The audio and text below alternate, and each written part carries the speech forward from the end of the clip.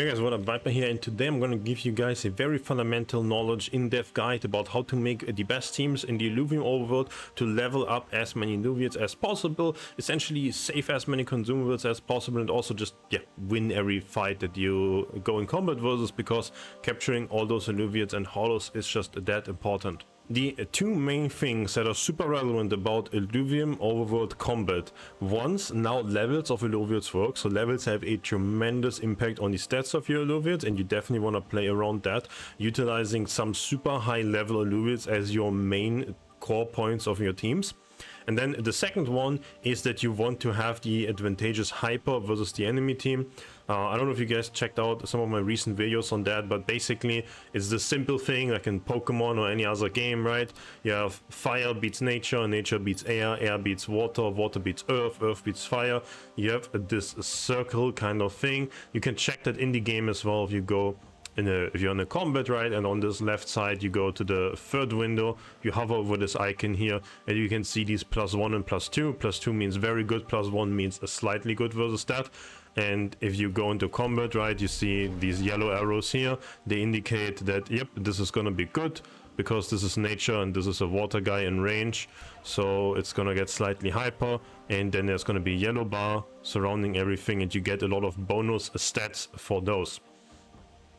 Now you can see the bonus stats here. Essentially the bar has 100%, and per 1% point you get this bonus, and at 100% you get these bonies. And every Illuvial has something like this. A Psion Illuvial gets Omega Power, and then Refund. The Bulwark Illuvial has damage reduction and so on. So you can check that in the game for all your Illuvials. Now looking at stats and explaining stats. If you can hover over your Illuvial here in combat, for example, the stats you see here are the baseline stats without the random stat rolls from the overworld and without levels included. We see 2200 health, 100 Omega Power, 108 attack damage, for example. I play my level 42 guy, 3700 health, 174, 178. Tremendously stronger. So those are the two main things. I've talked a lot about these in previous videos as well, so I just want to reiterate because those are just that important to understand and to know. Now, how do you want to composition your team in these overworld battles? Now, if you look at my team, for example, here, this is a very min-max team for Brightland Steppes, where I want to level as many Illuvials that I want to level as possible. Basically, the only Illuvial that I don't care about XP on is this, right? It's already maxed out, but it is my main damage dealer carry. And then I have like this one little filler guy here. If there's a difficult fight, it can give me Earth and Bulwark, which helps for the others. But essentially, every single other Illuvial that I might play, depending on the situation, getting experience on them is valuable, and that is the goal that I have. Now, why this team setup and such? What is the core idea? The core idea is you have a super high level damage dealer. This is, I think, the most important part. That also allows you to just go one consumable per fight on your damage dealer, so you're not wasting, or not wasting is maybe the wrong word, but you're not overusing crazy amounts of them. You don't have to invest a lot of time into farming them. And then the next thing next to your big damage shield, obviously you guys know about bonding, right? You can equip a weapon to your ranger. Ranger becomes, in this example here, a earth and Psion. You can hit the plus icon, drag it over to the phosphorus. Phosphorus is a dominant nature, dominant fighter, so Psion plus earth makes bloom and arcanite, because the plus means we combo the ranger ones, earth and Psion, with this, the dominant nature and fighter. Psion plus fighter equals arcanite, earth plus nature equals bloom. So now I have 2 bloom and 2 arcanite. I'm just buffing my main carry more with the bonding of my ranger. And then the next steps are basically just giving utility-ish things. And this is, I guess, another important one. You do want to have 1 or 2 good tank Illuvials. You want to have at least one really strong damage dealer. If you have a level 40 tier 4 or tier 5 stage 3 Illuvial, that is probably going to be good enough. I tend to play 2 here. I do have a Scoriox already, but yeah, if fights are difficult, I definitely can bring in the Fyrox, and then I have a 2 really strong damage dealer. This is only level 30 yet, but I'm getting there. So that's the damage dealer setup, 1 or 2 depending on how difficult the enemy fight is gonna be. And then on the tank setup, it's again like 1 or 2 really strong main tank Illuvials.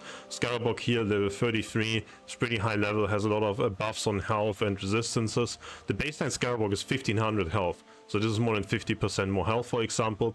I could use a Goliath instead, but I personally, right, I'm pretty good at the auto battler part of the game and so on, so I'm super min-maxing, spending as little of these mastery points as possible as well on the side of all the other things. I don't really recommend all of you guys to do that. You can just play a Goliath instead of the Scarabog, for example, and the fights are gonna be easier. But I'm the try-hard player that I am. I'm just min-maxing, spending as little points as possible so I can throw more shards at the enemy. Again, you don't have to do that. The same way I'm also min-maxing consumables and so on. You can make all of this easier if you just use more consumables and you use higher stages of the Illuvials that you play in one level. The same goes for these ADOs, for example. I have like level 2 and 5 here, but I have a couple level 30 ADOs that I just swapped out because they are like high level enough for the fusing thing, and now I'm just leveling small ones again. So, coming back to the tank idea. Now here, for example, we are in Brightland Steppes, therefore I have a Earth and a Nature Illuvial as my tanks. Now, the good tank Illuvials is Scarabog is the only tier 5 Bulwark Illuvial, and Flare is the only tier 4 Bulwark Illuvial, and then there's a couple on a tier 3. Having higher tier Illuvial is essentially like they have higher base stats. And higher base stats are really valuable, especially on the tank side of things, because they combine well with the 5% of max health per second healing one. And that is like a really good, it's just base a tank consumable to give. If they have really high health to start with, then this is gonna heal even more health. And the other important thing next to the levels we've been talking about, coming back to hyper, we see they have damage reduction buffs if they are bulwarks. So if they become fully hyper, they get more max health and they have a 40% damage reduction. 40% damage reduction works very well together with healing. So this makes this really good as well. Now, the other tank consumable works really well if the Illuvials in your team that you want to level are empaths. Because the hyper, essentially, fighter is the best damage hyper, because you have a lot of high single target damage. Single target damage is the optimal setup in PvE most of the time, because it is the best versus specific encounter modes. You can focus down high priority targets, and you can focus down enemies that have the healing per second buffs. If you just AoE a lot of damage into them, they might just all heal up, or there's a bunch of empaths and so on. Like, everything that's AoE based and so on is a bit more finicky, and it's going to have some fights very strong, some fights very bad, whereas fighter is just the best hyper for the single target damage, and you can just punch through everything one by one. So I think Phosphorus is the best hyper carry Illuvial to run, especially if it can like beat the enemy's elements, which Phosphorus is a really good setup for in the current regions that we have. More to that in a second though. So I'm giving a bunch of these side information things. I think they are very relevant so that you do fundamentally understand what's going on and what is important, so that you can min-max this a lot more and you actually position well and just know what's going on in the game in general. So I don't know, I hope it's not confusing. If it is, maybe I'm doing a bit too fast, just, I don't know, rewatch the video, ask me questions and comments. But I do want to cover all of this because I want to make this a very worthwhile and a different video to the previous ones. If you want to know more of the like super basic things, I suggest check out a lot of the previous ones, to be honest. So coming back to the combat strategies for min-maxing and understanding this, we had established step number 1, have a really high level strong damage dealer, 1 or 2. Second, same goes here, right? High level damage dealer. Then the next part that you very much need is 1, 2, 3, I want to say, bulwarks in your team. Bulwarks meaning tanks. Bulwark getting hyper, really high damage reduction. Really high damage reduction works really well with healing. You can either get healing via this consumable, or you can get healing via the empath hyper. You want to check the empath hyper out here, right? It is healing per second. When they become hyper. If they are fully hyper, it's 60 per second, and they give healing efficiency bonus to like everything in their range anyways. So they're gonna heal crazy amounts of health per second, and then you can combine more damage reduction on the consumables on your bulwarks with the empaths that go hyper, and the hyper empaths are gonna keep your entire team alive.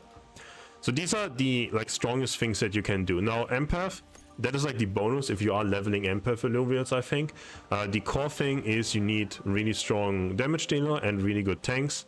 And here in this case, if you want to check the synergies, for example, that's why there's this Grocko. The Grocko just gives me 3 Earth and 3 Bulwark if I think the fight is difficult.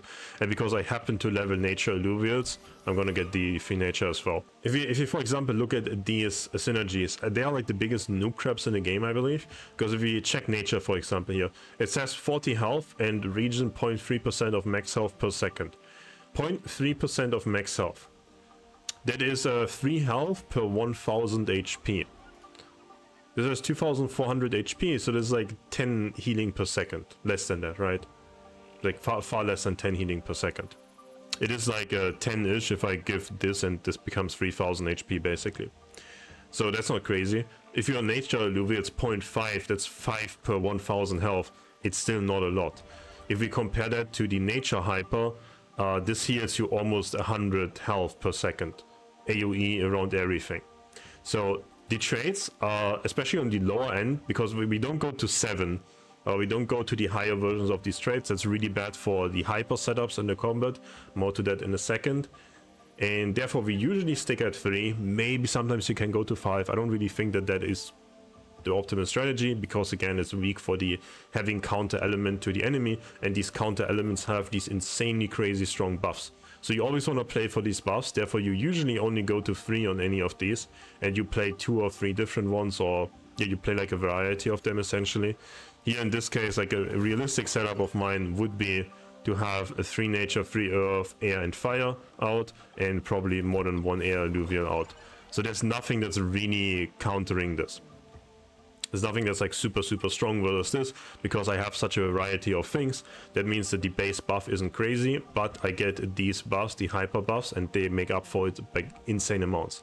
Another good example, I think, is one of the easiest. If we check Fighter, Fighter gets 6 attack speed for the entire team and 12 for the Fighter unit. Even at 5, it would be 24% for the Fighter unit. Phosphorus Fighter Hyper is, if it becomes fully hyper, 100%. 100% versus 12%. It does literally nothing.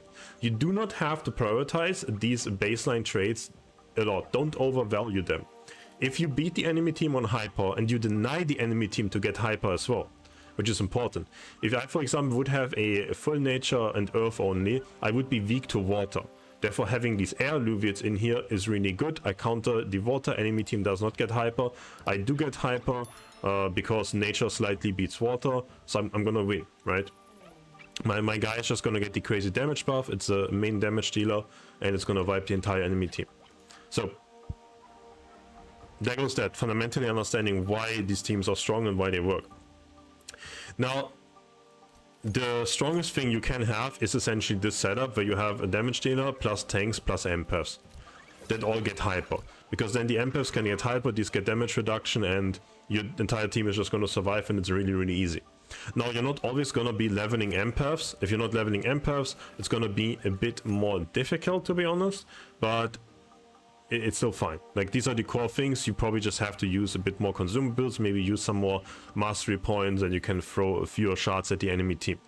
But fundamentally, damage dealer plus tanks, and then you fill with Illuvials that you want to level, and you have to assert, well, is this an easy fight that I can win without spending a lot, or is this a fight where I have to spend more mastery points and more consumables, basically. So there goes that. Now, talking about the specific regions, and I think this is the important part where it comes to more specific teams. Actually, what exactly do you want to do? What do you want to prioritize? What Illuvials do you want to play, and so on? The regions you encounter, for example, mainly nature and air and Brightland Steppes. You encounter mainly nature and water in Abyssal Basin, and mainly fire and earth in Crimson Waste. Therefore, different Illuvials will get this hyper buff. You preferably want your main damage dealer to get this hyper buff. Now, this is also why I think Phosphorus is by far the best Illuvial for this, because nature beats air and water. We said nature air is in Brightland Steppes, and we said nature water is in Abyssal Basin. Phosphorus wins in both of those regions. Very, very good. Crimson Waste, well, there's a lot of fire and earth, which is bad for nature, but Crimson Waste also has a reasonable chance for air Illuvials, so you're gonna have some encounters in Crimson Waste where there are a lot of air Illuvials in there as well, so Phosphorus isn't even that bad in Crimson Waste if you pair it with like other Illuvials that beat the fire and earth essentially. Okay, then here we can look at what other Illuvials are there that are really strong on the hyper. Like they have a really strong hyper on their class for these PvE encounters, which in my opinion is a mainly fighter, and I think Rogue is okay as well, but it is not as good. Psion, again, not as good. Fighter Illuvia is like the strongest hyper for the PvE combat, because you want a single target focus down high priority enemy targets one by one. So the other fighter dominant Illuvials there are that are essentially like very viable for these options would be Ryplans, right? Ryplans, the big scorpion guy. Can hover over it here. Jotun, tier 4 Illuvial as well, so very high base stats, and a Mankier, exalted Mankier version of it. Very good because the Berserker trait especially gives you attack speed stacking, so if you have more attack speed buff, you're gonna stack attack speed quicker, and the game has an attack speed cap, so at some point more attack speed buffs will convert to attack damage. Now, the problem with these three essentially is that the elements are worse. Water and earth is really good in Crimson Waste, but in Crimson Waste you can also encounter air or focused enemies, so Ryplans maybe doesn't make the cut that much. So yeah, you have Mankier and Ryplans that are fine in Crimson Waste, but they're not going to be as good in the other regions. In Abyssal, for example, Mankier is often not going to be strong because there's going to be water enemies and you get a really slow hyper even if you're facing a more nature focused one. And Ryplans, if you're facing like a mix of nature and air, it's also not going to do really well in Abyssals, in Brighton Steps, I'm sorry.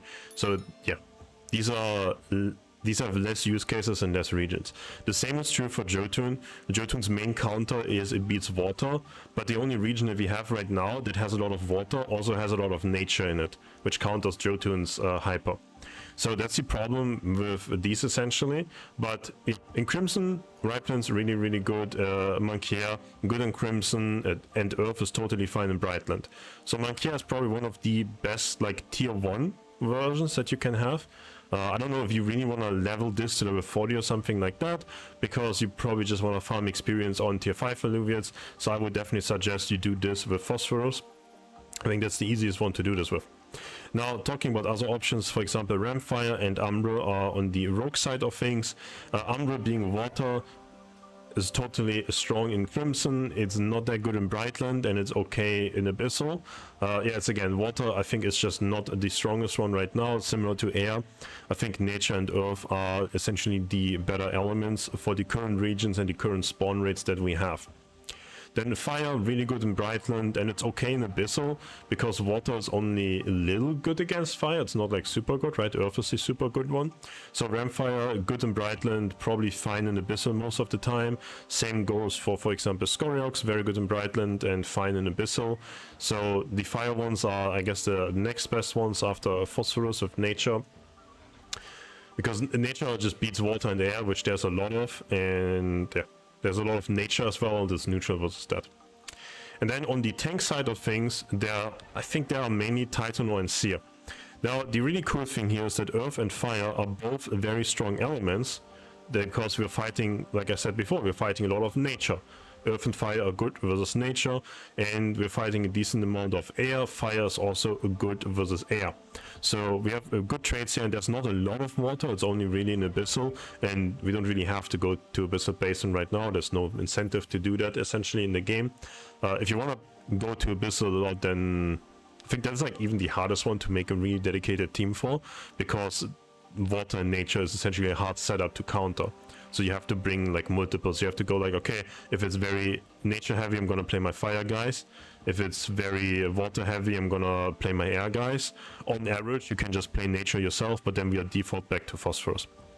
Now, why are these really good tank Illuvials for this strategy overall? Because both of the abilities have a damage reduction in it. Titanor, after it casts the ability, it gets a 40% damage reduction for 4 seconds. Damage reduction is the craziest stat in the game for tanks. The percentage damage reduction, I mean. because they mitigate damage through resistances, and we can support them with healing from the consumables, and it's a lot of healing.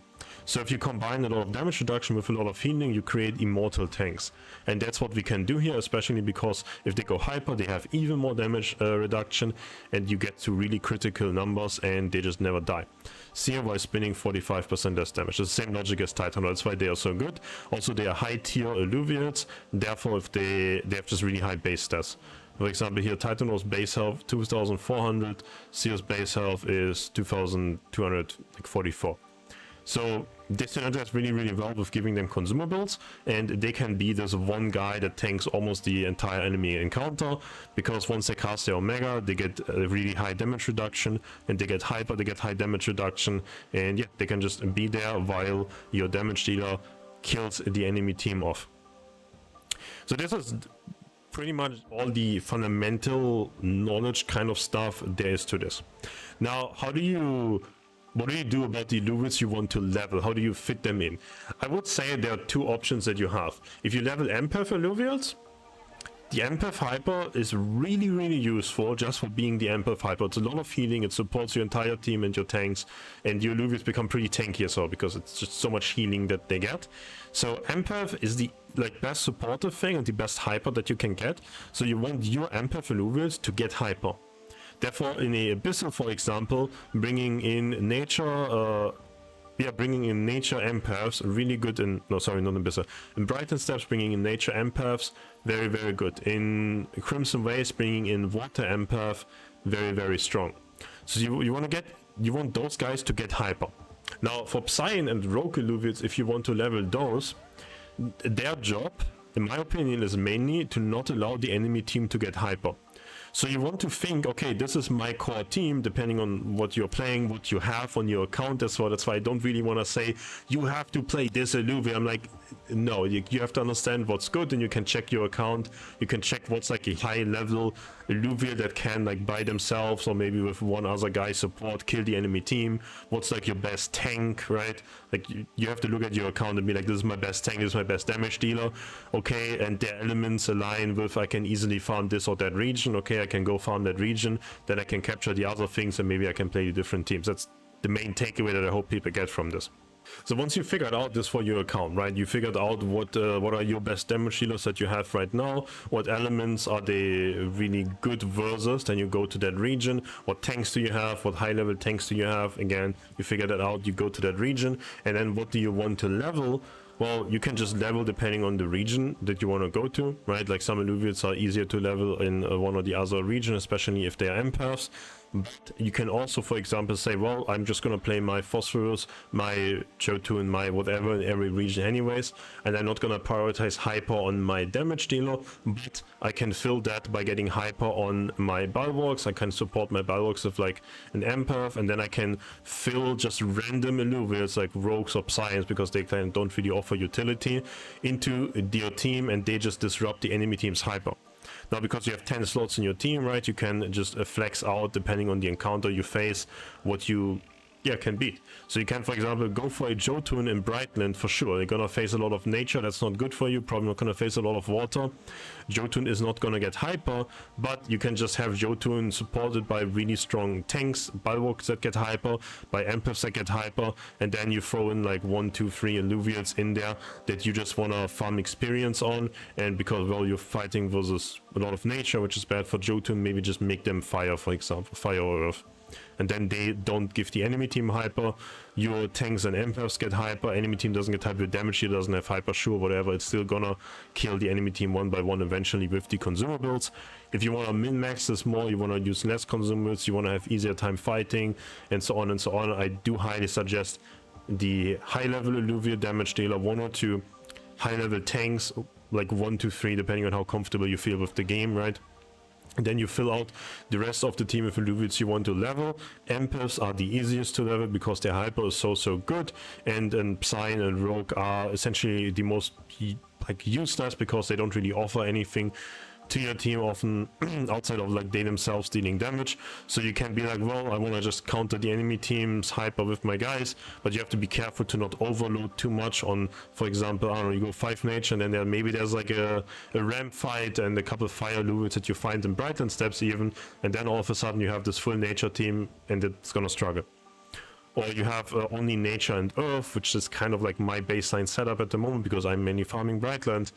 And then in Brightland there's going to be a random encounter with a lot of water enemies. You're going to lose to that. So just have, I don't know, if you do this like nature earth setup, for example, have like 1 or 2 air Illuvials in there. Just, you have probably some air Illuvials you want to level. 1 or 2 air Illuvials. You just don't give the enemy water Illuvials hyper. Easy, you win, right? So that's kind of the idea, especially because we have these 10 slots of Illuvials. We just want to cover the weaknesses of our main damage dealer, and if our main damage dealer is getting hyper, then it's a free win anyways. Okay, so I didn't really end up telling you guys you have to play this one Illuvian and that and so on, but I hope I gave you guys a really good overview on the strengths, weaknesses, what to prioritize, and how to build these teams in the Illuvium Overworld, especially with the goals of use as little consumables as possible, level as many Illuvials as possible, have as many mastery points left over so you can throw as many shots as possible, like all of those in mind. I personally am literally min-maxing for all of them. The fewer of them you min-max for, the easier the fights are gonna be, right? Like you spend more mastery points, equip a stronger weapon, equip a suit to your ranger, use higher stage Illuvials, you're gonna be fine. You can use Goliath here, you can use Twine here, you can use a Scoriox here, you can use like Edoritos or something like that here, right? You can just play higher stage versions. It's gonna be easier. I do min-max for all of this. I win all my fights very comfortably, but I'm very experienced auto battle gamer player. I don't know, whatever you want to say there. So figure out what works for you, figure out what works for your account. I definitely equipped you guys with the knowledge for that. And yeah, hope the video was helpful for you. If you guys haven't checked out Illuvium yet, go start playing, download the game. It's super fun right now. I think this is by far the best patch out of all the betas and testnet things I've ever seen so far in the game. If you want to wait for mainnet, I do suggest go jump in right now, just play a little bit, play a couple hours, get used to the game and so on. It's definitely going to be worth it. It's definitely going to be fun. This is not just like crypto play to earn whatever game. This is just a really good game, and I think people will really see that with this update already. And we're not even there yet, right? We're not even at like the mainnet open beta launch kind of thing. It's really fun so far for me. So yeah, go download the game, sign up. I think there's like a link in the video description. If you use the affiliate links, I appreciate that, obviously. And see you guys in the next one.